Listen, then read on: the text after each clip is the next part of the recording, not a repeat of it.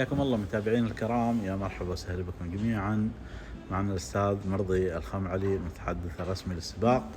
يا مرحبا يا نجم، يا مهما وصفناكم بعدنا مقصرين في حقك. الله يحييكم ومرحبا ومسهلا بكم على أرض العلا، وشكرا لهالكلمة الجميلة. تستاهل.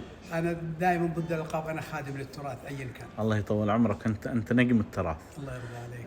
اليوم نحن متواجدين في مهرجان العلا باكر إن شاء الله انطلاقته، واللي يميز العلا المناظر الخلابة اللي تتمنى انك كنت من زمان شفتهم، من زمان انك جيت العلا وشفت المناظر الخلابة اللي فيها، فما بالك انت تي وانت جاي ايضا لمهرجان كاس العالم يعتبر صحيح. مهرجان العلا.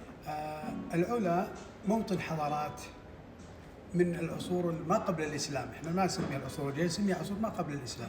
نعم. وممتدة بتعاقب الحضارات على مستوى على طول الفترات ما قبل الإسلام إلى العصر الحالي. نعم.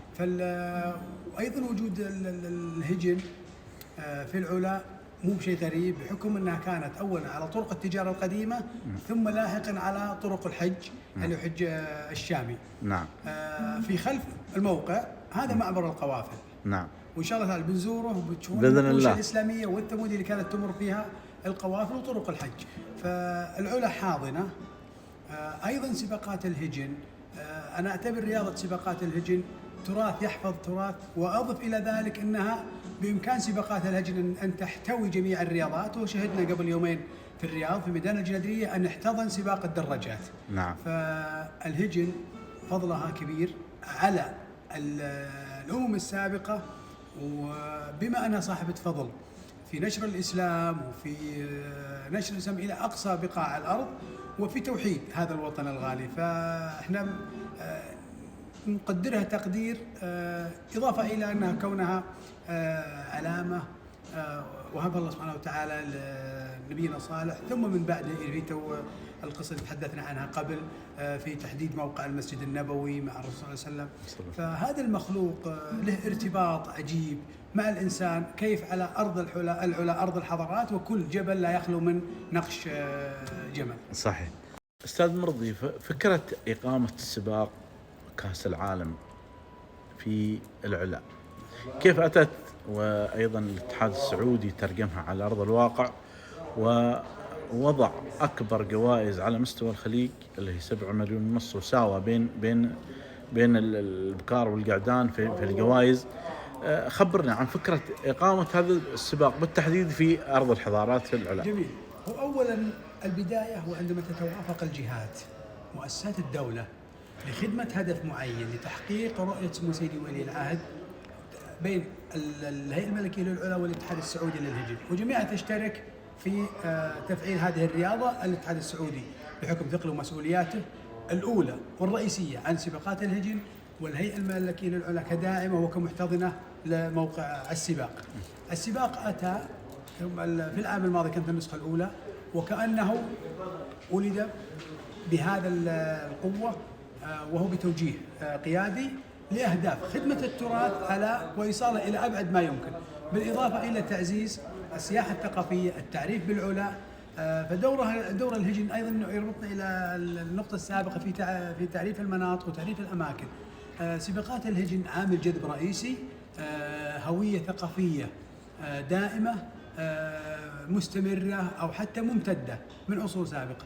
السباق أقيم بهذه الحلة ليكون مختلف. السباق لم يولد وينشأ ليكون سباق مجرد مثل السباقات الأخرى، مع احترامنا لها يعني تقديرنا وحنا معها وفيها، لكن سباق العلا أيقونة مختلفة وكأنه قبعة السباقات كلها. نعم. وهذا الهدف، طالما أنك تشارك في هذه الجوائز والمساواة بين الشيوخ وبين أبناء الوطن على مستوى الخليج أنا أتكلم. نعم. أيضا المساواة بين البكار والقعدان، فأنت الآن على مستوى واحد. كأس العلا أنا أسميه السباق الذي يقف على مساحة واحدة مع الجميع وبين الجميع، لا يفرق بين ذكر وأنثى في السباق ولا بين أيضا ملا شيخ ولا عام. نعم. وهذا من الإيجابيات. ثق تمام الثقة أن حتى لو كانت الجوائز ممكن لم تكن بهذه المليونية، أنه يعتبر سباق نوعي، لأنه هدفه محدد وفكرته محدده ووقته محدد.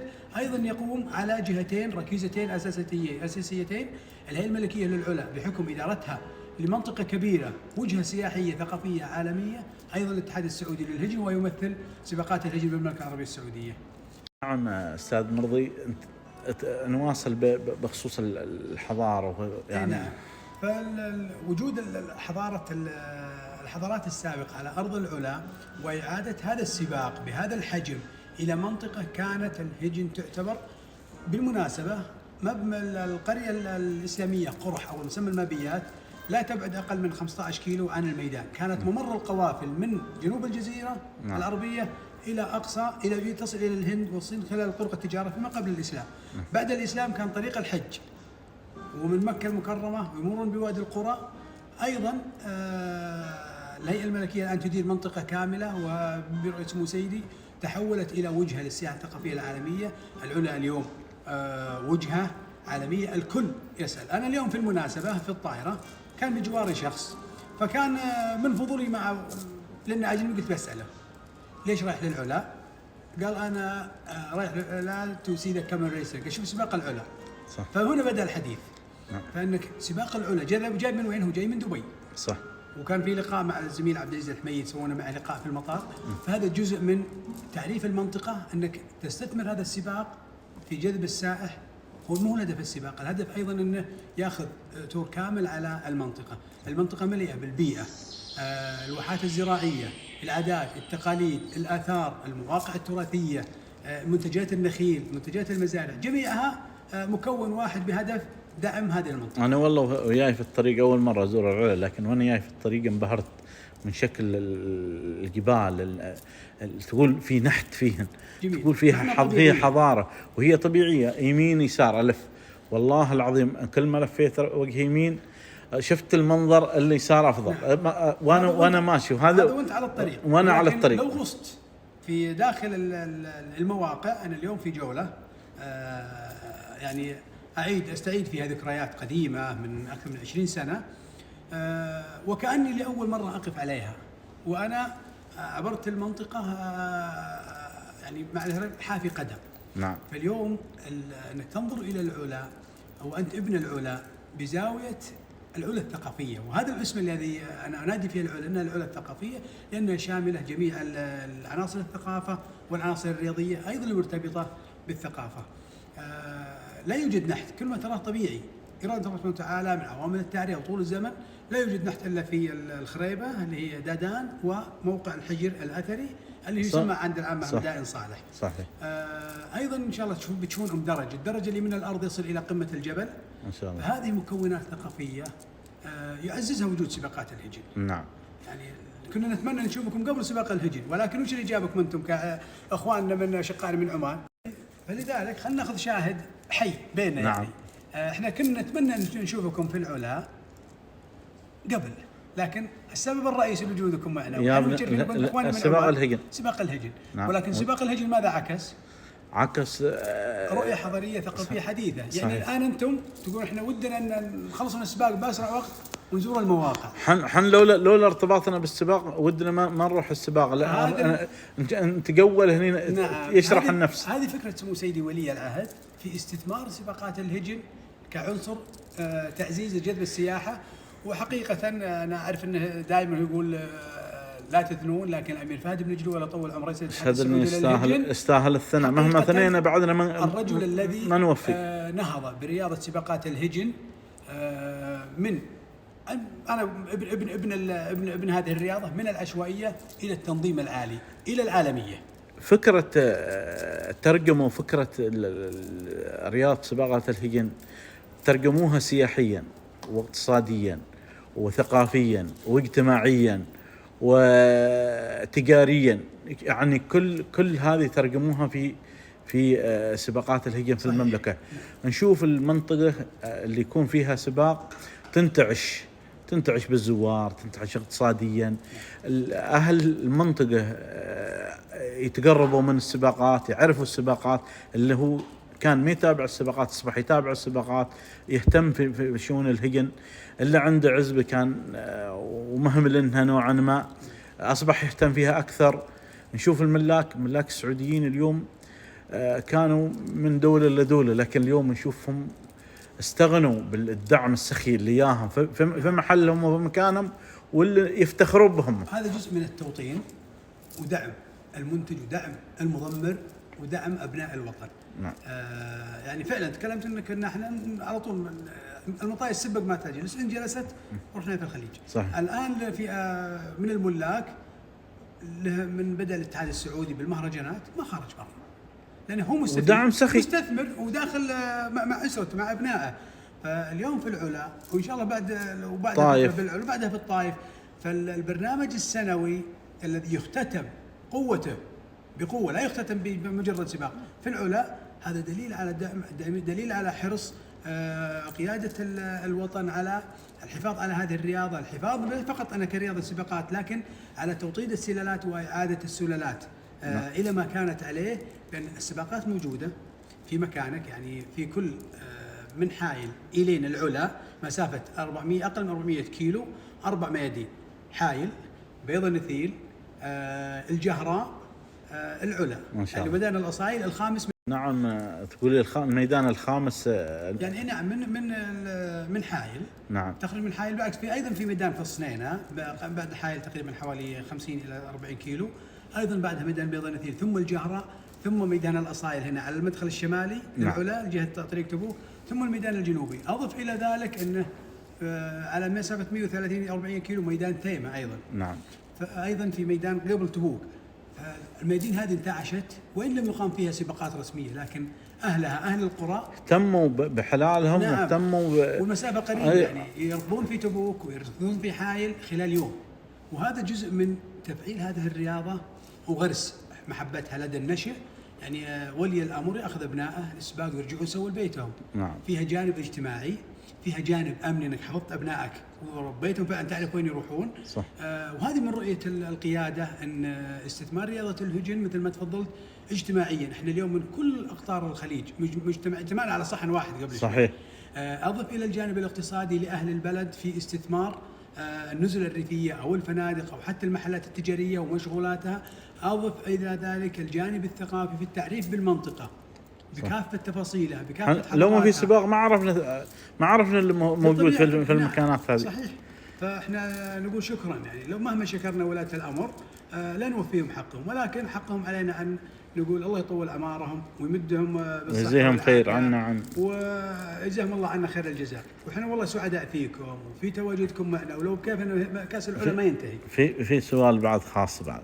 نحن نشكر الاتحاد السعودي بقيادة صاحب السمو الأمير فهد بن قلوي آل سعود ونائبه الأستاذ محمد البلوي وصقر، والمدير التنفيذي المهندس محمود البلوي وبتميم، وكافة الأخوان في الاتحاد السعودي على نجاحهم المبهر في التسويق للمهرجانات ورياضة سباقات الهجن في المملكة. اليوم أصبح مهرجانات المملكة حديث المجالس وحديث العزب، ولو أنهن يعني بعض المهرجانات تتصادف مع مهرجانات خليجية أخرى، ولكن يظل المهرجانات السعودية لها طابع خاص ولها حديث المجالس في الخليج.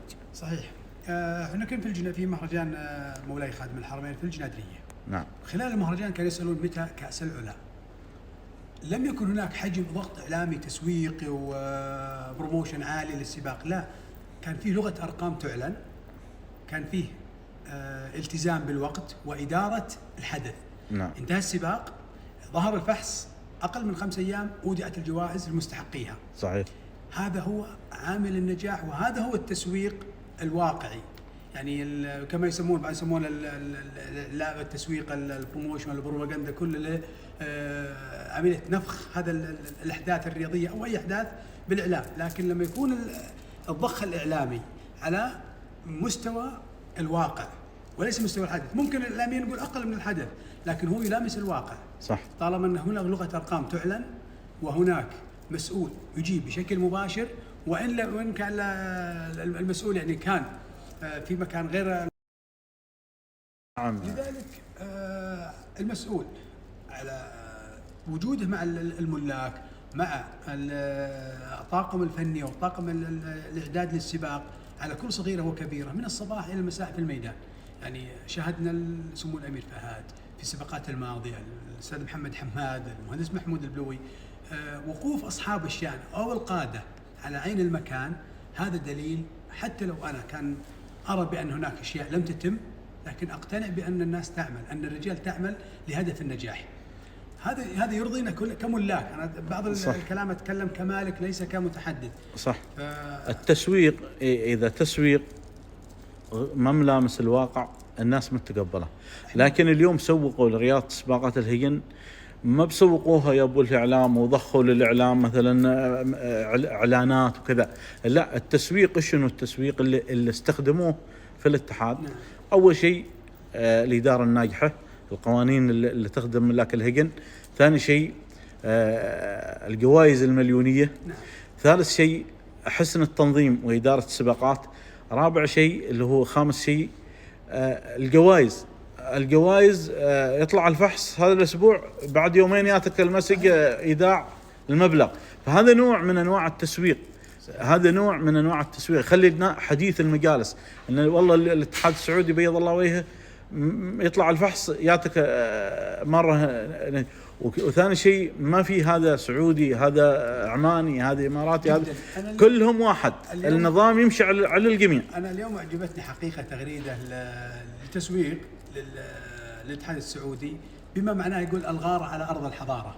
يعني غاره الهجن اللي هو سباق الهجن على ارض الحضاره، السجع والتوافق بين الكلمات، وانت ربطت حدث حي حديث على ارث تاريخي قديم. نعم. وهذا اللي يقول لي اليوم هذا بريطاني ومعها ايضا المرافقه من شرق اسيا، يقول احنا قدمنا على الاعلان عن السباق ونبغى نشوفه بكره، مخصصين انهم يحضرون ايضا سباق الراكب البشري للنساء والشباب غدا. صح. وكان هذا هدفهم، مع انه موجود في اكثر الاماكن. صح. لكن عندما يكون الحديث عن الواقع، انت كسبت صاحب الشأن وحتى المشاهد. أنا أقول شكرا للاتحاد السعودي وشكرا لكم على وجودكم. تشريف نحن لنا الشرف ونلبي دعوة الاتحاد السعودي اللي ما خلى علينا قاصر من يوم في بيوتنا إلى نغادر المملكة. الله يحييكم وانتم على الدار. الله يطول عمرك، طولت عليك وانا اسف. بالعكس انا سعيد والله يطول عمرك، وان شاء الله يمتد، ولكن الله يجزيك خير ان شاء الله. لنا لقاء ان شاء الله ان شاء الله الحديث الجاي على صخور العلا باذن الله. شكرا لك جزيلا، احسنت.